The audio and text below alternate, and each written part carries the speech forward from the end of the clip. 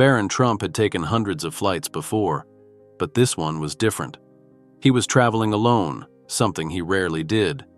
The private jet was sleek, luxurious, and quiet. Too quiet. As he settled into his seat, he glanced at the flight attendants. Something about them felt off. They weren't the usual crew. Their movements were precise, their eyes sharp, almost as if they were watching him. His instincts told him something wasn't right. The pilot's voice came over the speaker. "We are ready for takeoff." Barron took a deep breath, watching as the runway blurred past. The plane lifted smoothly into the air, but just as he started to relax, the cabin lights flickered. A strange static buzzed through the intercom, and then the co-pilot's voice came on, low and urgent. "Mr. Trump, we have a situation. Double asterisk." Barron's heartbeat quickened. He stood up, making his way toward the cockpit. Before he could reach the door, one of the flight attendants blocked his path. Her face remained calm, but her stance was firm. "Please return to your seat, sir," she said, her tone unusually stiff. Barron's eyes narrowed. "I need to speak to the pilot." The woman didn't move. "That won't be possible right now." His chest tightened. Something was definitely wrong. Ignoring her, he stepped forward, only for another crew member to grab his arm. "You should sit down," the man said in a quiet but firm voice. Barron yanked his arm free, his mind racing. Who were these people? And why were they stopping him from reaching the cockpit? Then, before he could react, the plane suddenly tilted to the side, the engines roaring. Barron stumbled, grabbing onto a seat to keep his balance.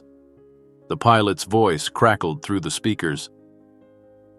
"We have an unauthorized signal interfering with our systems. Someone is trying to take control of the plane." Barron's blood ran cold. He turned back to the flight attendants. Their expressions remained eerily calm. Too calm. Realization hit him like a punch to the gut. They weren't real flight attendants.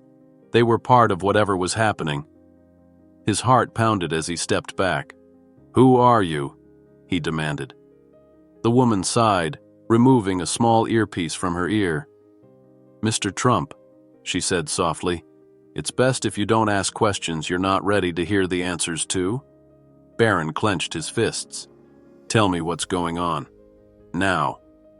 The woman exchanged a glance with the man beside her.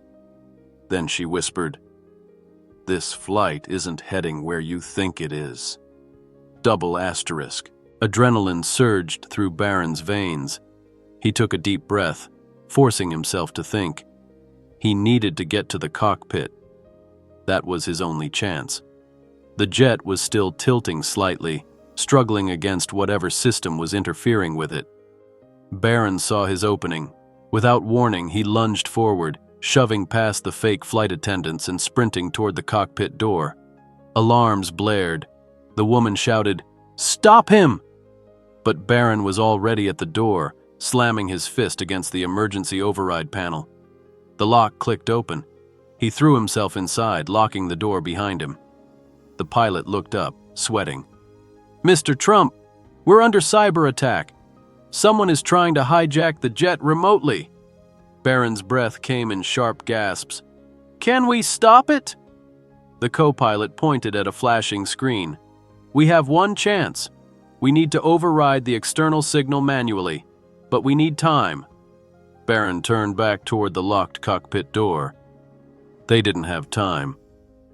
Because outside, the fake crew was already trying to break in. The cockpit door rattled violently. Barron grabbed a headset, scanning the controls. "What do I do?" The pilot didn't hesitate. "Hold that switch when I say. If we time it right, we can regain control." The pounding on the door grew louder. Barron's fingers tightened around the lever. "Now!" the pilot shouted. Barron pulled hard. The plane shuddered, alarms blaring.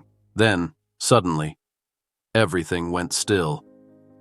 The flashing warning lights stopped. The plane leveled. The interference was gone. The hijacking attempt had failed. Barron let out a breath he hadn't realized he was holding. The pilot looked at him, shaken but relieved. "You just saved this plane."